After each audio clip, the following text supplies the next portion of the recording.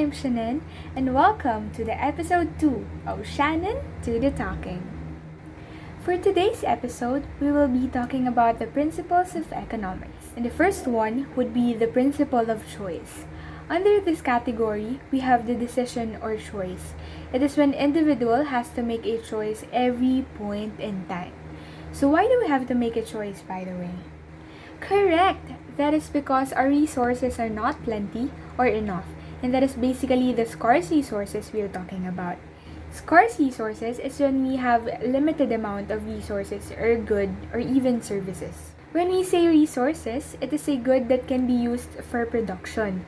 And when we hear this thing, we immediately think about the land, the capital, the labor, and organization. So let's proceed to the third principle under the principle of choice, which is the opportunity cost or so-called the implicit cost. It is basically the thing that we have given up. The fourth one would be the benefit or cost and the incentive or decentive. Let's talk about the benefit or cost first. Whenever you're choosing something, you're basically doing the cost-benefit analysis.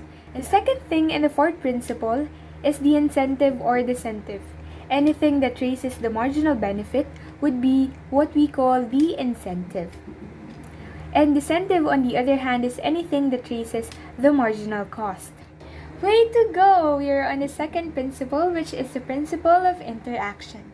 It is said here that every rational individual is making a choice and interacts with others' choice. Because if we are not, there will be chaos. And under this, we have the specialization. In this case, everybody should not be doing everything. The next one would be the market. It is simply the place where the economic agent interacts. And when the buyers and the sellers meet at a certain agreement, that is what we call the equilibrium.